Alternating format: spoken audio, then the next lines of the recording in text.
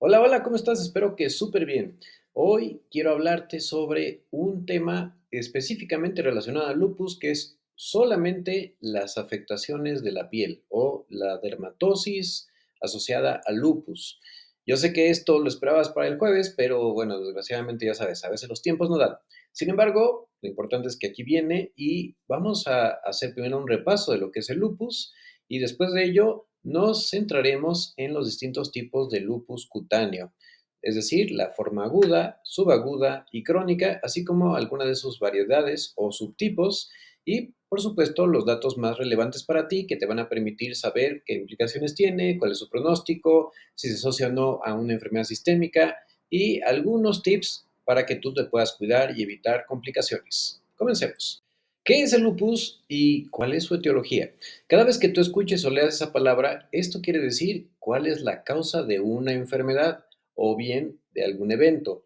Bueno, algo muy importante es que tú vas a leer con mucha frecuencia etiología desconocida, porque desgraciadamente se sigue teniendo la mala costumbre de querer clasificar las cosas con un estilo reduccionista, que es el que predominó en el siglo XIX.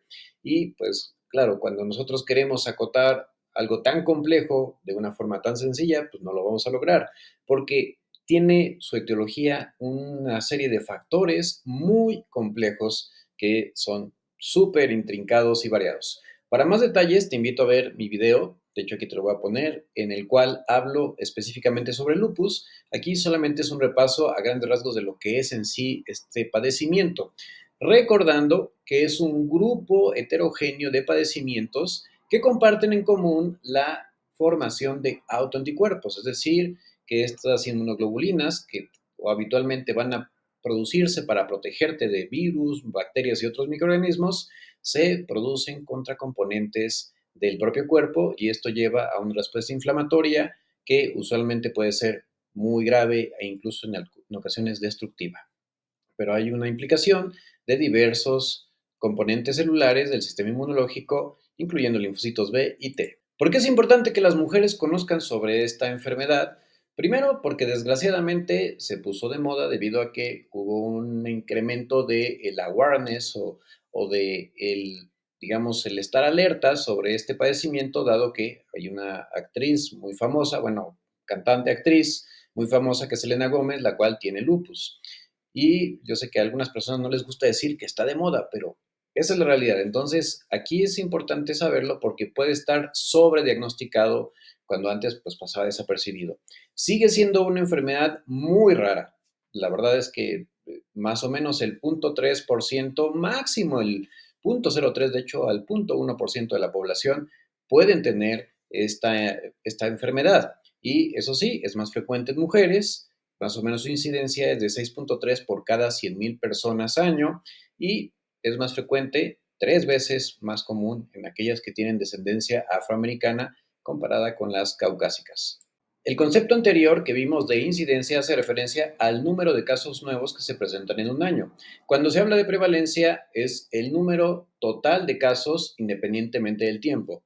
Sigue siendo, por obvias razones, más frecuente en mujeres y aquí se incrementa un poquito más porque de hecho las mujeres suelen tener, pues digamos, la mayor concentración del padecimiento. Y algo muy interesante es que en los hombres o es muy leve o es muy grave. Por eso es que también la prevalencia tiende a ser mayor en mujeres.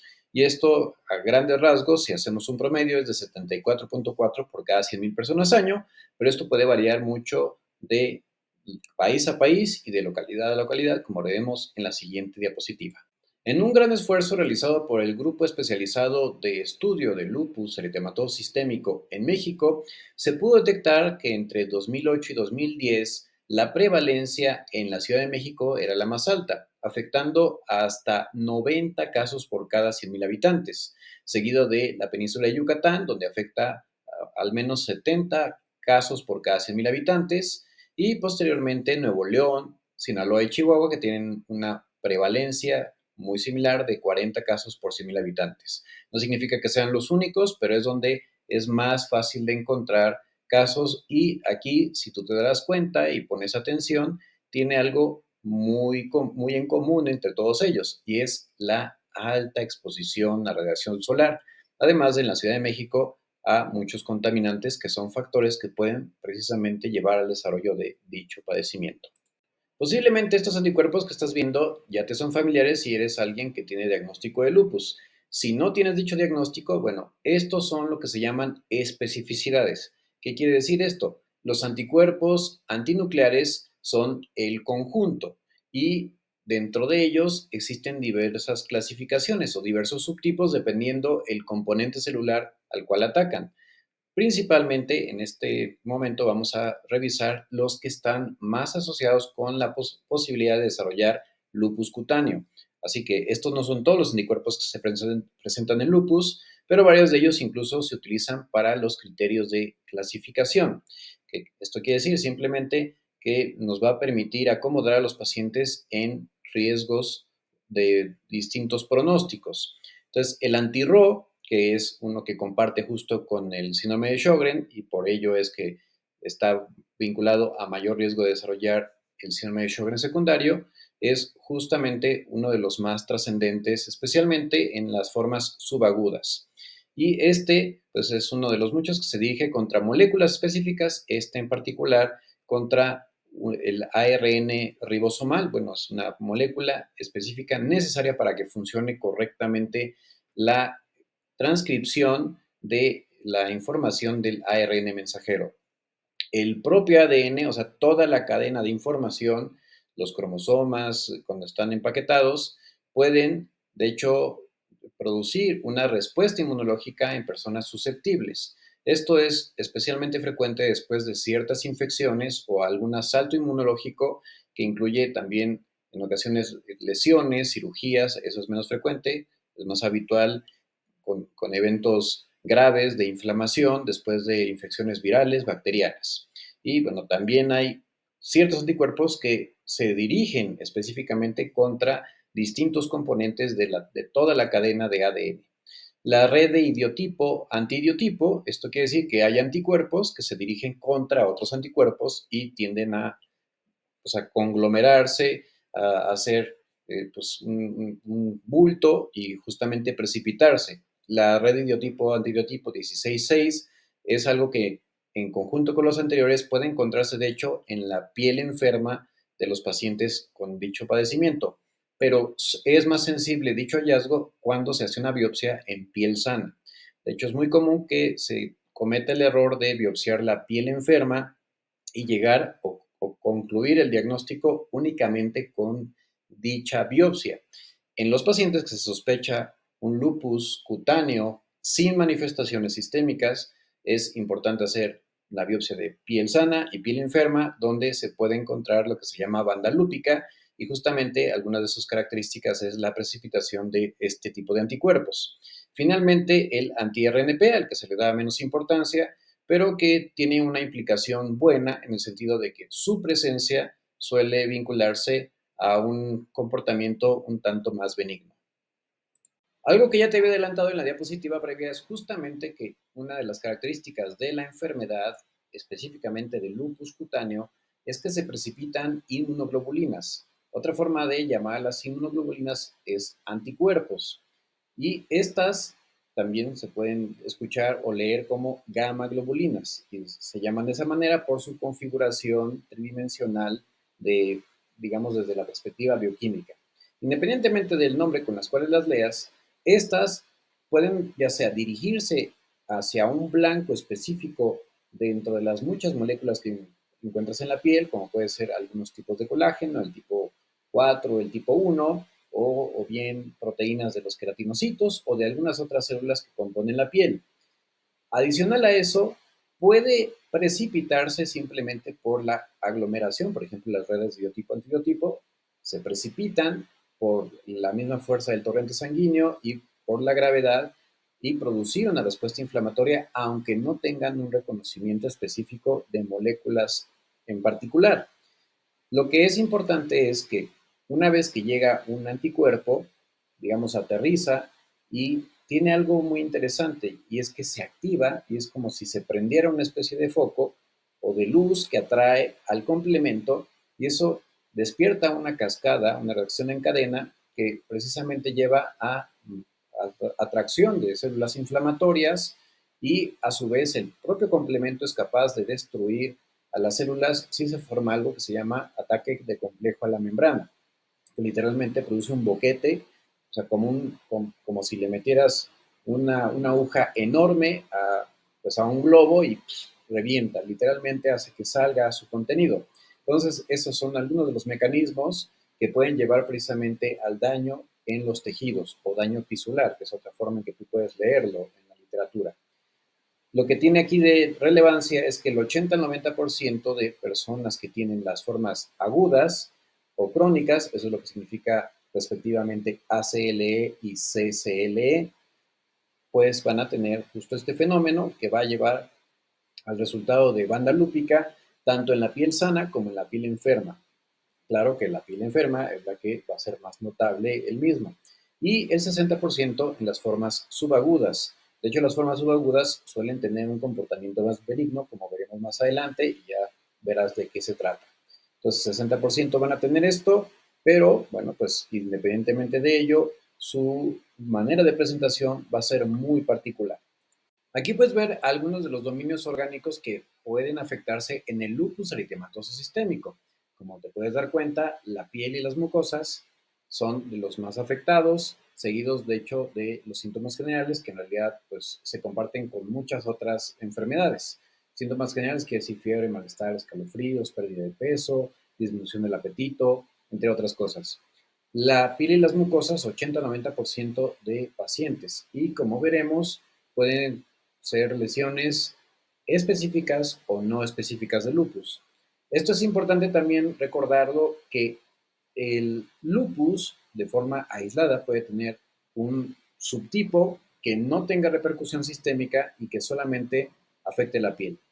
Articular y muscular es el que sigue, donde puede haber dolor articular, inflamación articular, en algunas personas rara vez erosiones, de hecho menos del 7%, es decir, que haya destrucción parcial de las articulaciones o por lo menos deformidad debido a la afectación de los tejidos blandos. También los músculos pueden producir desde dolor hasta incluso inflamación, vaya, al grado de no poderse diferenciar de una polimiositis.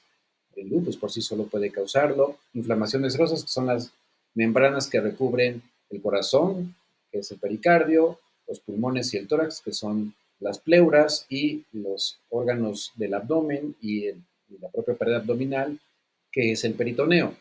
Inflamación en riñón en 40-60%, que va desde la clase 1 hasta la clase 5 y bueno, se considera la clase 6 en realidad ya como pues cuando las cosas están completamente perdidas por ya un daño crónico. De eso te hablo justo en el otro video que ya hice en extenso sobre lupus, pero específicamente el riñón ya haré otro video porque pues, sí, es un tema muy extenso. Lupus neuropsiquiátrico del 40-60%, afortunadamente las formas graves que son eh, las crisis convulsivas, la psicosis o trastornos del movimiento son infrecuentes, menos del 1%, y destrucción de células sanguíneas del 20 al 30%, que van desde la anemia hemolítica, es decir, destrucción de glóbulos rojos, la leucopenia, es decir, la disminución de los leucocitos por destrucción también acelerada, o linfopenia, que es lo más común, es decir, disminución de los linfocitos, que son un subtipo de glóbulos blancos, o bien destrucción de plaquetas, o incluso la de distintos tipos de células sanguíneas. Ahora vamos a detenernos a hacer un análisis de qué características tiene la forma aguda o el lupus cutáneo agudo. Pero antes de hablar del lupus cutáneo agudo, es importante hacer un énfasis en que existen lesiones típicas o específicas y no específicas de lupus. Es decir, que los pacientes con lupus pueden tener lesiones que otras personas sin lupus también llegan a tener. Por ejemplo, el prurigo solar, ¿no? O el prurigo nodular, que es una respuesta de inflamación a la exposición solar y no necesariamente conlleva un mayor deterioro o un peor pronóstico, o incluso también puede suceder después de picaduras a ciertos insectos. Pero en términos generales, el 90% de pacientes con lupus van a tener en algún punto del camino alguna manifestación cutánea. Hasta un 64% de los que tienen formas sistémicas van a tener la las agudas y hasta un 31% van a desarrollar alguna forma crónica. Ya veremos qué son estas en particular. La presentación, esto es importante porque lo más característico es justo el eritema en alas de mariposa, pero no se va a encontrar en todos los pacientes. De hecho, puede haber un 30% o más de pacientes que nunca van a presentar dicha manifestación.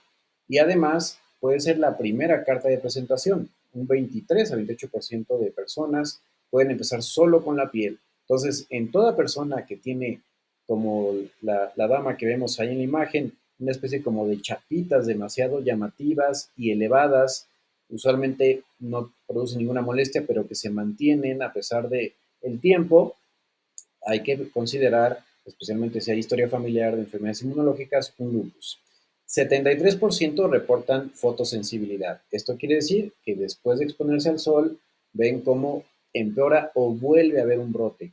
Pero ojo aquí, hay personas que no lo notan o que pues no hay mucha claridad y pueden tener consecuencias por la propia fotosensibilidad. A grandes rasgos, en los pacientes con lupus es una grave imprudencia exponerse al sol porque la radiación ultravioleta es uno de los principales factores de daño, especialmente en el material genético, por las alteraciones en la metilación que produce y la inducción de anticuerpos. Entonces, esto tiene gran relevancia porque justo puede haber pacientes que no tengan manifestaciones cutáneas o que no han hecho una correlación con la exposición solar, pero en realidad pueden tener consecuencias en los órganos internos.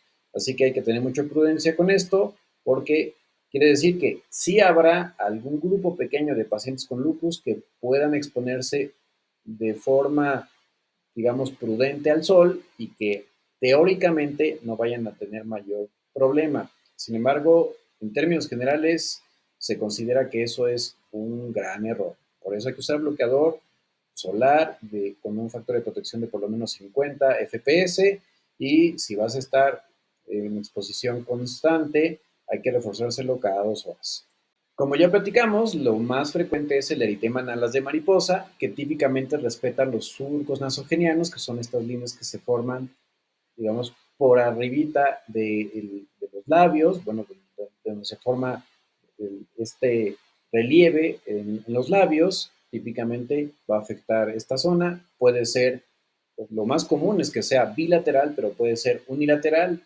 Pero fíjate muy bien, aparece en el 20 al 60%. O sea, puede haber un 80% de pacientes que ni se van a dar cuenta o nunca les va a suceder. Especialmente es menos sencillo de notar en personas de piel oscura o, o en personas que, bueno, pues por una u otra razón, pues no le han puesto mucho cuidado o pues ya su piel de por sí está un poquito quemadita antes de que tuvieran el lupus. Es más notable y además es más frecuente en personas de piel blanca, sobre todo si tienen una ascendencia caucásica. Algo que sí es, habitualmente aparece de días a semanas después de la exposición solar. Entonces eso también es algo que genera mucha confusión. Es típico la paciente que se fue a la playa, que se le olvidó su bloqueador y dijo, pues hoy no me pasó nada, ni mañana, y estaba todo bien, pero ¡pum! El brote viene días o semanas posterior a dicha exposición.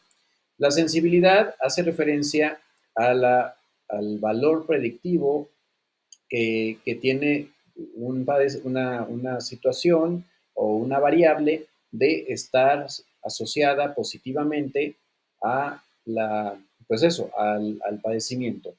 Y se dice que es sensible cuando permite diferenciar a los verdaderos enfermos.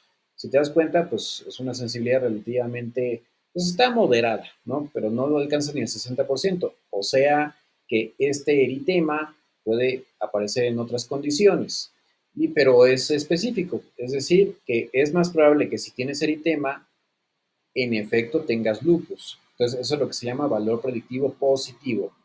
Ahora, hay una forma muy rara de presentación, que es el lupus bulloso, afecta a menos del 5%. Si te das cuenta, salen estas flictenas como si te hubieras quemado. Este se asocia a unos anticuerpos específicos, especialmente contra el colágeno de tipo 7 y aunque se pueda generalizar, no se asocia a una forma sistémica grave.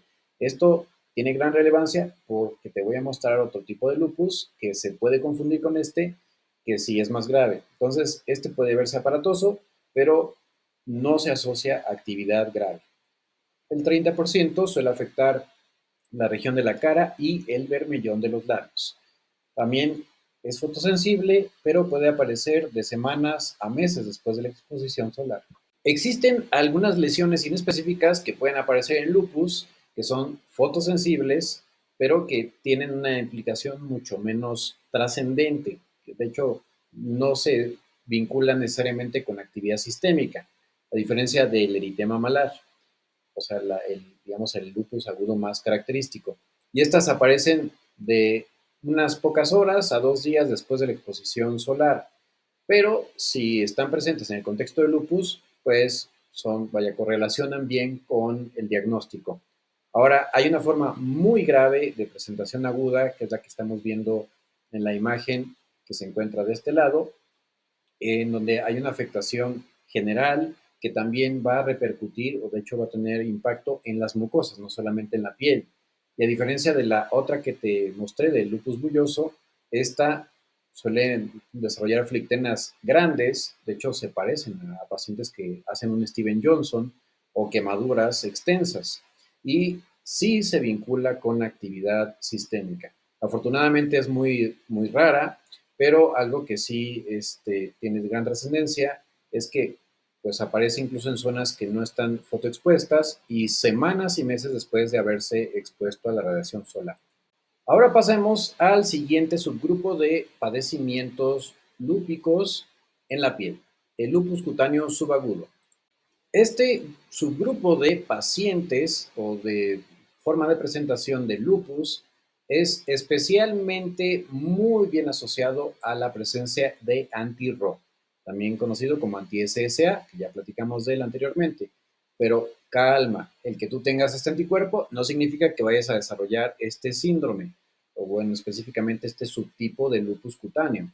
Pero algo que es importante es, de hecho, no es tan malo que llegues a tener este tipo de lupus subcutáneo porque precisamente es el que en general tiene mejor pronóstico, pero tiene un fuerte vínculo también con exposición a ciertos fármacos, por ejemplo, algunos antihipertensivos como la hidralazina, algunos antiarrítmicos como la miodarona, incluso hasta a los anti-TNF o los inhibidores del factor de necrosis tumoral que se utilizan en otros contextos y por eso es importante pues, poder diferenciar correctamente a los pacientes.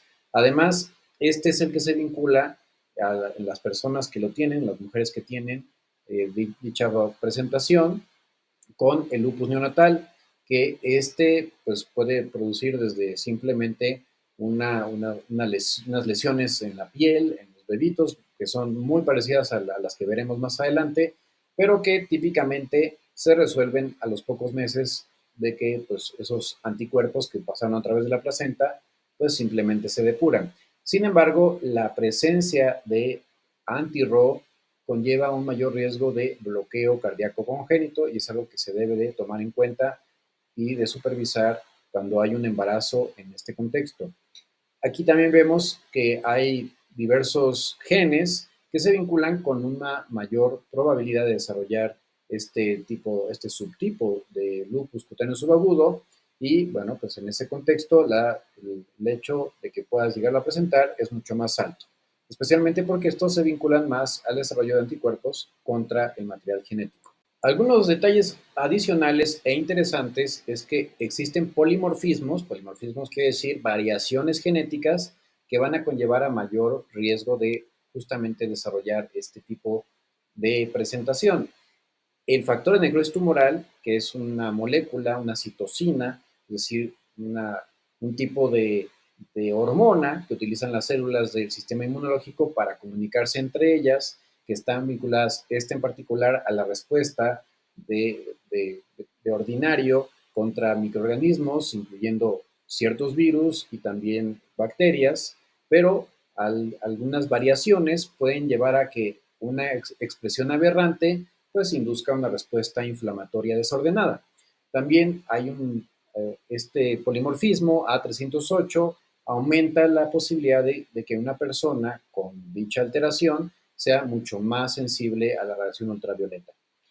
Las deficiencias de proteínas del complemento, hay muchas proteínas del complemento, dentro de ellas el C2, C3, C4 y C5, pues conllevan a mayor riesgo de dicho subtipo, pero de por sí también mayor posibilidad de desarrollar lupus eritematoso sistémico. Y el C1Q especialmente aumenta la posibilidad de un lupus cutáneo que es más sensible al sol. Ojo también con este, porque es el que conlleva mayor probabilidad de desarrollar un lupus cutáneo, además del lupus cutáneo, un lupus renal. El porcentaje de pacientes con lupus eritematoso sistémico que van a tener lupus cutáneo subagudo es relativamente bajo, va del 7 al 27%. La gran mayoría, 85%, como te dije anteriormente, están más vinculados con personas de piel muy blanca, especialmente de origen caucásico.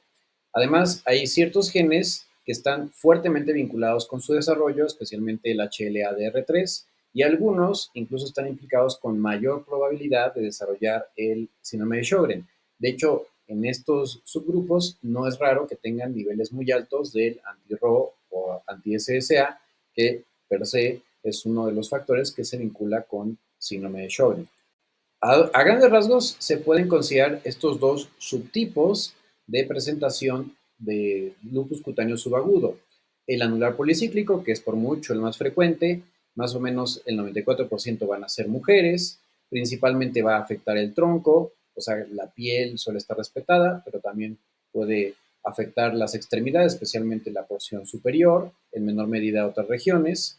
Es muy fotosensible, o sea, fácilmente se vuelve a prender o incluso se exacerba si hay mayor exposición al sol, tiene un fuerte vínculo con la presencia del anti-RO y mucho mayor posibilidad de que padezcan síndrome de Sjögren secundario, si no en ese momento, en el tiempo. El psoriatiforme es en realidad raro y este tiene un gran impacto porque se llama así dado que puede fácilmente confundirse con psoriasis, pero precisamente algo que nos debe hacer pensar en este, sobre todo porque suele presentarse únicamente en la piel sin tener compromiso sistémico, es más, ni siquiera tener afectación de las articulaciones. Algo muy típico es que, por ejemplo, la psoriasis mejora con la exposición solar, en tanto que este, pues empeora notablemente. Un 50% van a tener afectación sistémica y ojo, porque esta forma de presentación se ha reportado que tiene mayor riesgo de evolucionar a un evento renal o vaya a tener compromiso renal. ¿Qué implicaciones tiene el padecer un lupus cutáneo subagudo? Bueno, la inmensa mayoría de pacientes que solamente tienen esta presentación en la piel no van a desarrollar una enfermedad sistémica. Además, existe un grupo relativamente decente, ¿no? Digamos, no vaya significativo, que pueden entrar en remisión de forma espontánea. Sin embargo, claro que para acelerar dicho proceso suelen requerirse fármacos. Si el compromiso no es muy extenso, se puede utilizar algo tópico, usualmente se utilizan glucocorticoides o inhibidores de calcineurina, especialmente si toma algo de tiempo, pero también la terapia sistémica es común de emplear, sobre todo si es más extenso y claro que es muy engorroso estar utilizando agentes tópicos. Menos del 2% tienen artritis y algo también de gran relevancia que la diferencia de la forma crónica es que esta no deja cicatriz y si acaso un poco de hipopigmentación residual en algunos pacientes, sobre todo los que tomó más tiempo poder revertir el cuadro. Es más común que haya presentaciones o exacerbaciones en primavera y verano, que es justamente donde hay más exposición solar, y eso sí, mucho ojo. El que tengas solo esta forma cutánea subaguda, que en general tiene muy buen pronóstico, no debe hacer que te confíes. Recuerda que es fotosensible y que en un 10%, un poquito más, si esta situación empeora o si tú te expones deliberadamente a factores que puedan contribuir a la fisiopatogenia de la enfermedad, puede llevar a las formas sistémicas, especialmente en aquellos que tienen la presentación psoriatiforme. Y finalmente, pero no por ello menos importante, el lupus cutáneo crónico. La forma más común de lupus cutáneo crónico es el conocido lupus discoide, que de hecho es el que usualmente llegamos a ver. ¿Qué implicaciones tiene? Bueno, la mayoría de los pacientes que tienen lupus discoide limitado solo se van a quedar en la región de la cara, habitualmente en la cara o las orejas. Las que tienen una generalizada son los que suelen asociarse a un lupus eritematoso sistémico. De hecho, entre un 15 y un 30% de pacientes, como vimos anteriormente, con el paso de los años pueden desarrollar el lupus cutáneo discoide.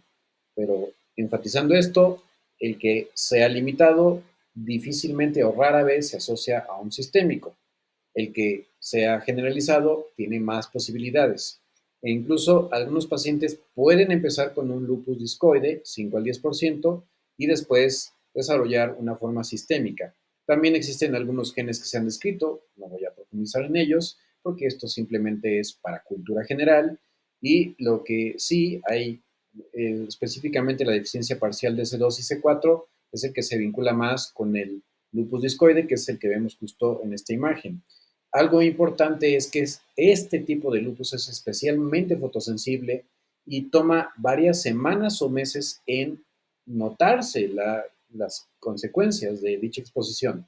Además, como vemos aquí abajo, justo el fenómeno de Kepner, que es después de un traumatismo que haya presentación de este padecimiento, es algo que puede llegarse a notar en algunos pacientes. Entonces, justo aquí fue después de un tatuaje y años después de la realización del mismo, que una persona, específicamente aquí una dama, desarrolló este tipo de lupus cutáneo.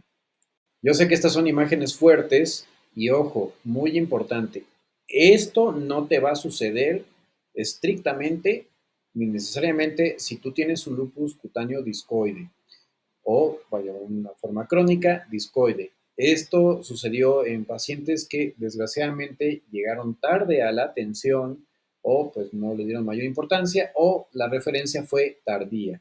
Entonces, lo más importante es llegar temprano al diagnóstico y, por supuesto, a reumatología y además hacer un tratamiento conjunto o multidisciplinario con dermatología.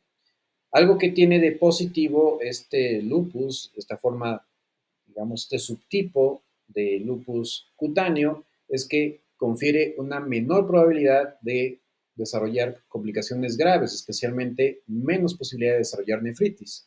Y de hecho, entre más tiempo pase a partir de su aparición, menor probabilidad de que se desarrolle nefritis en el tiempo.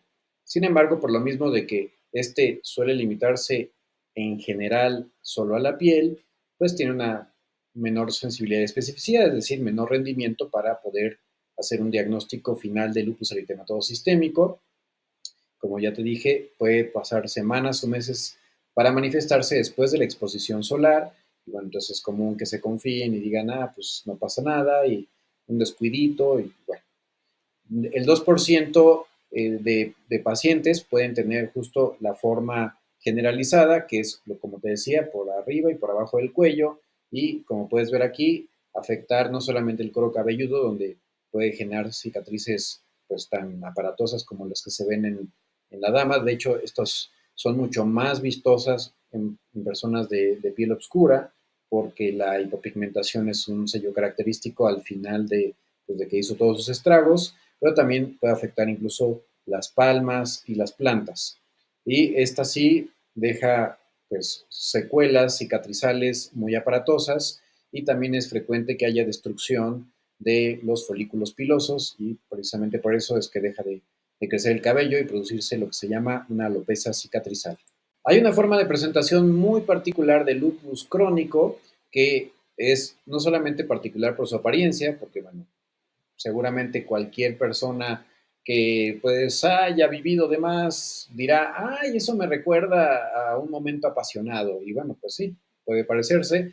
Aquí lo que se ve es como hay un levantamiento de la capa más superficial, sobre todo en donde está el borde activo, como puedes ver justo en esta lesión, que algo importante es que muy rara vez se asocia a una enfermedad sistémica, tiene muy buen pronóstico porque no deja ni atrofia, ni tapones foliculares, ni descamación y prácticamente es, vaya, la cura al 100% sin dejar ninguna señal de que hubo ahí lupus cutáneo tumidus, pero es muy raro de por sí. Y el más aparatoso desde la perspectiva, sobre todo estética, es este tipo de lupus, que es la paniculitis lúpica. Se le llama profundus cuando asociado a las úlceras, como las que ves aquí, pues se afecta el tejido celular subcutáneo, precisamente causando una deformidad muy llamativa. Sí, lo típico de este tipo de presentación, sobre todo aún con tratamiento agresivo, es que deje estos hundimientos, estas cicatrices de forma permanente. Del 2 al 8%, de hecho, de todas las formas crónicas de lupus están englobadas dentro de la paniculitis lúpica, que como su nombre lo dice, pues suele afectar a la hipodermis. El 10 al 15% de los que tienen esta forma de presentación crónica van a desarrollar un lupus cutáneo sistémico, de hecho sí se puede asociar más a un compromiso más grave, y de hecho un 50% de los que tienen paniculitis lúpica ya están en ese momento con actividad sistémica. Y algo característico es precisamente cuando aparecen cicatrices que no curan a pesar del tratamiento o del tiempo, pues hay que pensar precisamente en este tipo de lupus, que pues como vimos, 1 al 3%, especialmente si no se tratan, puede profundizarse y como pasa aquí, este es un glúteo y su muslo puede dejar pues esta presentación que es el lupus profundus, el cual es pues estéticamente muy aparatoso y bastante pues lastimoso para el paciente que lo sufre. Puede ser doloroso, pero no es tanto el tema del dolor, sino más bien cómo se va deteriorando pues, el tejido y que puede tener repercusiones funcionales por las cicatrices que deja. Y bueno, pues esto es lo que quise compartir contigo hasta el momento. Espero que haya sido de utilidad para ti.